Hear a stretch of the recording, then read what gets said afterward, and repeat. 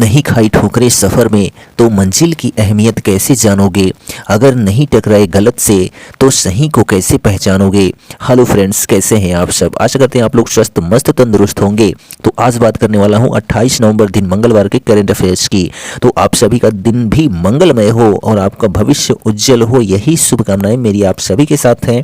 तो प्रतिदिन सुबह 6 बजे करंट अफेयर्स की अपडेट आपको मिल जाती है, तो चैनल को आप जरूर ज्वाइन कर लीजिए। तो चलिए देखते हैं आज का सेशन, जो कि आपके एग्जाम के लिए मोस्ट इंपॉर्टेंट सेशन है। पहला प्रश्न है, अंतर्राष्ट्रीय चीनी संगठन यानी कि जो है इंटरनेशनल शुगर ऑर्गेनाइजेशन की जो है 63वीं परिषद बैठक की अध्यक्षता जो है किस देश द्वारा की जाएगी? तो यहाँ पर ऑप्शन देखिए, ब्राजील, चीन, भारत या फिर जो है पाकिस्तान। तो जो है अंतर्राष्ट्रीय चीनी संगठन की 63वीं परिषद की बैठक जो है की जो अध्यक्षता है वह भारत देश द्वारा की जाएगी। ठीक है, किस देश द्वारा? तो भारत देश द्वारा, वो भी 2024 में। ठीक है, तो यहाँ पर जो ऑप्शन आपका सी है वह करेक्ट है।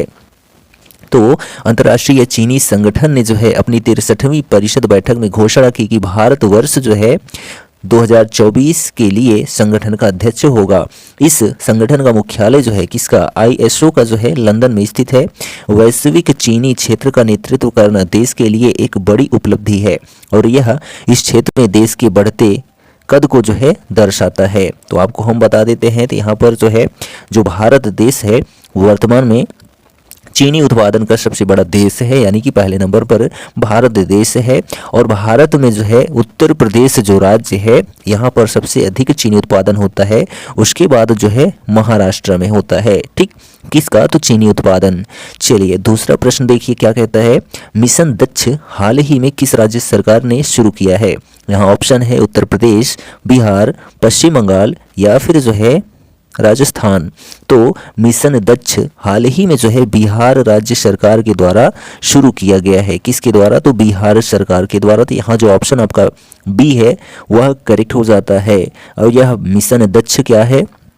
तो लिखने में कमज़ोर बच्चों के लिए एक योजना की शुरुआत है।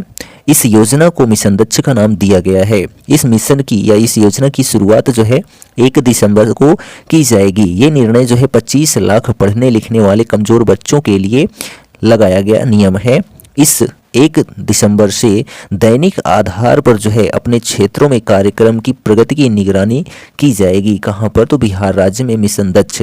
यह मिशन जो है 5 कमज़ोर छात्र जो कि हिंदी भी नहीं पढ़ पाते हैं, 5 कमज़ोर छात्रों के लिए एक शिक्षक नियुक्त रहेगा। यानी कि एक प्रकार से एक शिक्षक जो है 5 छात्रों को एडॉप्ट करेगा। पूरी कक्षाएं समाप्त होने के बाद एक्स्ट्रा जो है 45 मिनट दिया जाएगा एक शिक्षक को 5 छात्रों के लिए। ठीक है, जब तक कि वह हिंदी को अच्छे से पढ़ना लिखना सीख न जाए। ठीक है, वो भी कक्षा 8 तक खासकर है, क्योंकि 8 तक वह हिंदी को पढ़ना लिखना सीख जाता है तो वह जो है क्लास 10th बोर्ड एग्जाम में अच्छा प्रदर्शन कर सकता है। ठीक है, क्योंकि अच्छा कब कर पाएगा? जब वह सीखा रहेगा। ठीक है, तो इसलिए 8 तक जो है एक टीचर 5 बच्चों को अडॉप्ट करेगा और उसको जो है अच्छे से दक्ष करेगा। ठीक है, इसीलिए इसका नाम मिशन दक्ष रखा गया। ठीक, चलिए तीसरा प्रश्न है, मीराबाई जन्मोत्सव की जो है 525वीं जयंती पर कितने रुपए का सिक्का जारी किया गया है? यहाँ ऑप्शन है 525 रुपये,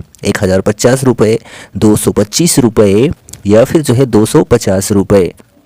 तो मीराबाई जन्मोत्सव की जो है 525वीं जयंती पर जो है 525 रुपये का सिक्का जारी किया गया। तो यहाँ जो ऑप्शन नंबर आपका ए है वह करेक्ट हो जाता है। ठीक, तो प्रधानमंत्री श्री नरेंद्र मोदी जी ने 23 नवंबर 2023 को शाम 4:30 बजे उत्तर प्रदेश स्थित मथुरा में संत मीराबाई की 525वीं जयंती मनाने के लिए आयोजित कार्यक्रम संत मीराबाई जन्मोत्सव में जो है हिस्सा लिया।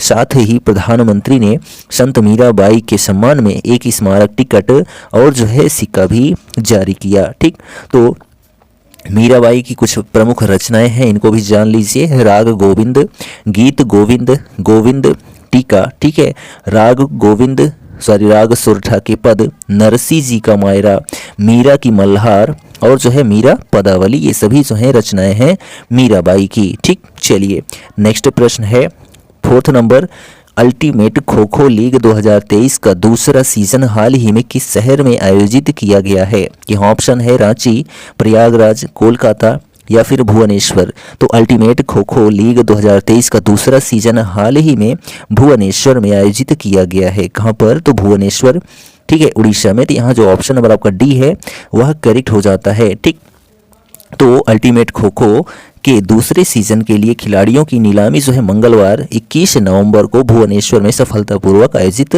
की गई थी। ठीक है, चलिए, तो अपने पहले संस्करण की जो है शानदार सफलता के बाद अल्टीमेट खो खो को एक बड़े और बेहतर दूसरे सीजन के लिए वापसी के लिए तैयार है। ओडिशा के कटक में जो है जवाहरलाल नेहरू इंडोर स्टेडियम इस साल 24 दिसंबर से 14 जनवरी तक एक जो है लीग की मेज़बानी करेगा, कटक उड़ीसा। ठीक, चलिए 5 नंबर क्वेश्चन है ब्रज रज उत्सव। यहाँ पर राज नहीं है, रज है। ठीक है, ब्रज रज उत्सव का आयोजन हाल ही में कहाँ शुरू हुआ है?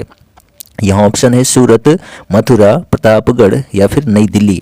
तो ब्रज रज उत्सव का जो है आयोजन मथुरा में किया गया है। ठीक है, कहाँ पर?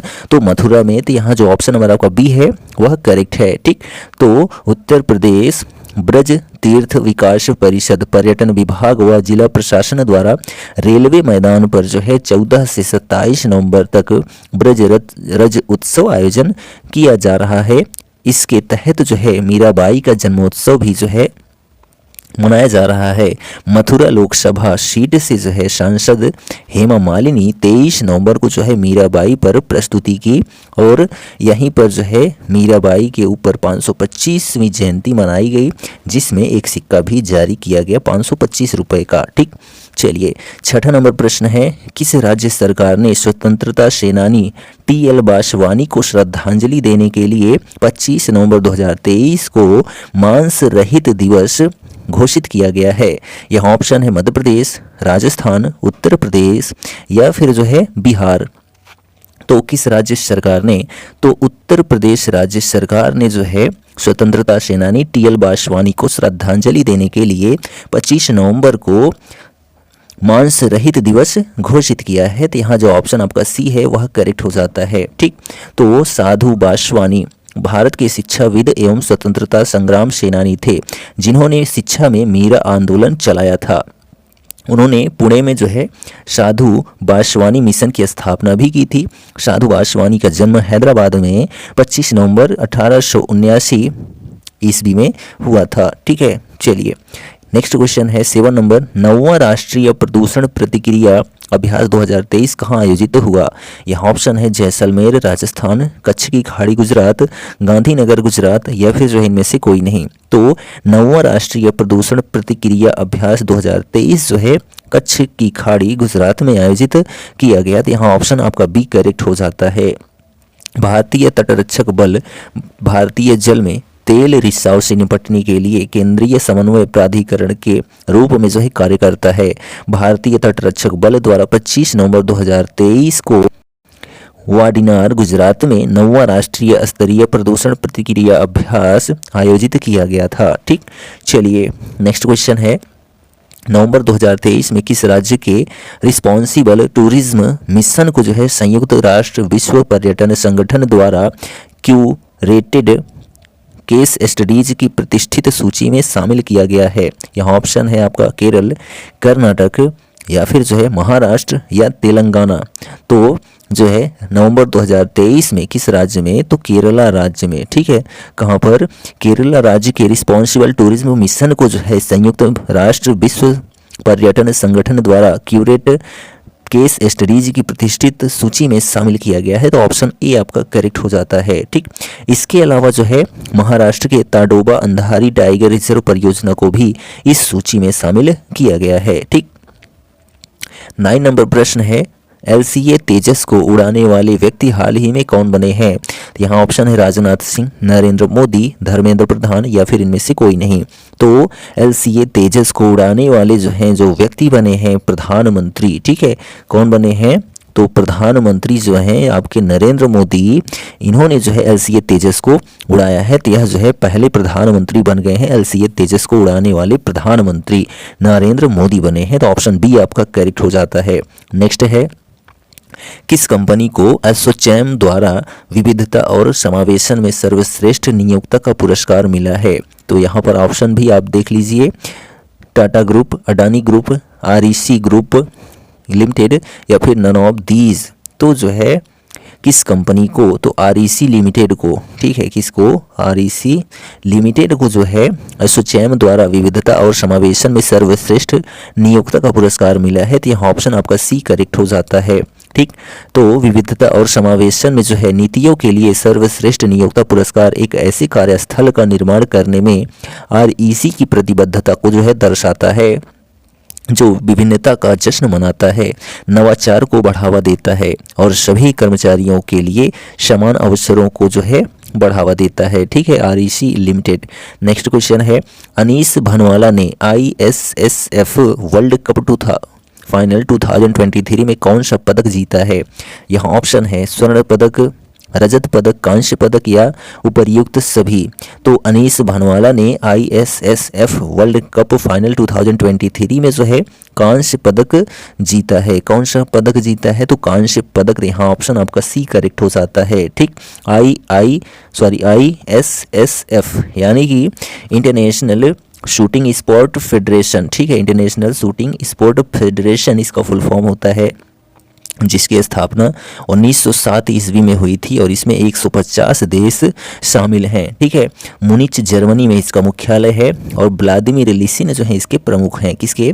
आईएसएसएफ के। ठीक है, चलिए, तो यहाँ ऑप्शन आपका सी करेक्ट है। नेक्स्ट क्वेश्चन देखिए, आयुर्वेद चिकित्सकों द्वारा नवाचारों को बढ़ावा देने के लिए किस पहल की शुरुआत की गई है? यहाँ ऑप्शन है अग्नि, वायु, पृथ्वी या फिर जो है नीर। तो आयुर्वेद चिकित्सकों द्वारा नवाचारों को बढ़ावा देने के लिए जो है अग्नि, ठीक है, किसका? तो अग्नि पहल की शुरुआत की गई है। तो यहाँ ऑप्शन ए आपका करेक्ट हो जाता है। तो अग्नि का लक्ष्य जो है आयुर्वेद चिकित्सकों को रोग से जुड़ी विभिन्न स्थितियों में उनके नवीन अभ्यासों और जो है अनुभवों की जानकारी देने के लिए एक मंच प्रदान करना है। आयुर्वेद चिकित्सकों के बीच साक्ष्य आधारित अभ्यास की जानकारियां देने की संस्कृति को बढ़ावा देना। ठीक, चलिए 13 नंबर प्रश्न है, हाल ही में किस रेलवे स्टेशन को भारतीय ग्रीन बिल्डिंग काउंसिल द्वारा जो है प्लेटिनम की उच्चतम रेटिंग के साथ ग्रीन रेलवे स्टेशन सर्टिफिकेट से सम्मानित किया गया है? यहाँ ऑप्शन है Pandit Deendayal railway station, Kolkata railway station, Chhatrapati Shivaji terminal या फिर जो है विजयवाड़ा रेलवे स्टेशन। तो जो है किस रेलवे स्टेशन को? तो Vijayawada railway station, option number D को जो है भारतीय ग्रीन बिल्डिंग काउंसिल द्वारा प्लेटिनम की उच्चतम रेटिंग के साथ ग्रीन रेलवे स्टेशन सर्टिफिकेट से सम्मानित किया गया है। किसको?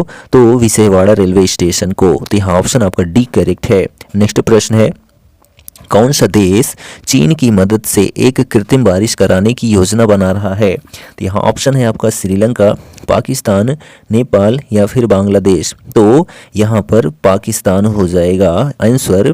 क्या पाकिस्तान देश चीन की मदद से एक कृत्रिम बारिश कराने की योजना बना रहा है? तो यहाँ ऑप्शन आपका बी करेक्ट है।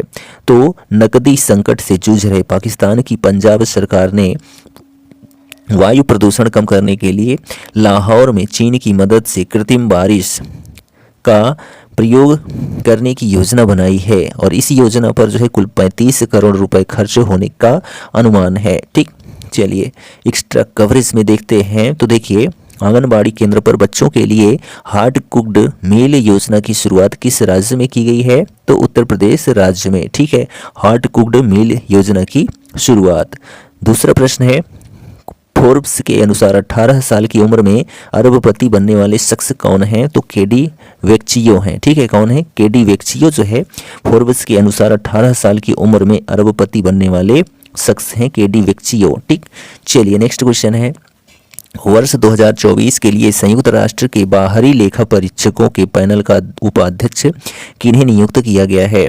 यहाँ पर जो आपका आंसर है गिरीश चंद्र मुर्मू। ठीक है, वर्ष 2024 के लिए संयुक्त राष्ट्र के बाहरी लेखा परीक्षकों के पैनल का उपाध्यक्ष जो है गिरीश चंद्र मुर्मू को नियुक्त किया गया है। ठीक है, भारत के नियंत्रक एवं महालेखा परीक्षक जिसको कहा जाता है। ठीक, वर्ष 2024 के लिए संयुक्त राष्ट्र के बाहरी लेखा परीक्षकों के पैनल का अध्यक्ष पियरे मॉस्कोविसी कोरडेस कॉम्पेटेक्स फ्रांसीसी गणराज्य के प्रथम राष्ट्रपति नियुक्त किया गया है। ठीक, और जो है बाहरी लेखा परीक्षकों का पैनल, जिसमें वैश्विक स्तर पर 12 सर्वोच्च लेखा परीक्षा संस्थानों के प्रमुख शामिल हैं। संयुक्त राष्ट्र सचिवालय निधियों और जो है कार्यक्रमों और विशेष एजेंसियों के बाहरी लेखा परीक्षा की देखभाल करते हैं कैग। ठीक, चलिए नेक्स्ट क्वेश्चन है कि पारंपरिक भैंस दौड़ कंबाला पहली बार कहाँ आयोजित होगा? तो कर्नाटक राज्य में होगा। ठीक, लास्ट क्वेश्चन देखिए, प्रतिवर्ष 28 नवंबर को कौन सा दिवस मनाया जाता है? तो लाल ग्रह दिवस जो है प्रतिवर्ष 28 नवंबर को मनाया जाता है। लाल ग्रह दिवस प्रतिवर्ष 28 नवंबर को मनाया जाता है। लाल ग्रह दिवस जो है 28 नवंबर 1964 को, कब? 1964 को जो है मेरिनर 4 अंतरिक्ष यान के प्रक्षेपण की याद जो है दिलाता है। ठीक, चलिए तो यह जो हमारा सेशन है 28 नवंबर का कंप्लीट हो जाता है। सेशन आपको कैसा लगा कमेंट करके ज़रूर बताइए, और यदि आप हमारे चैनल पर पहली बार आए हैं तो चैनल को सब्सक्राइब भी कर लें और बेल आइकन को भी प्रेस कर दें, जिससे आने वाली प्रत्येक वीडियो आप तक पहुंच सके। तो मिलेंगे नेक्स्ट वीडियो में, तब तक के लिए जय हिंद।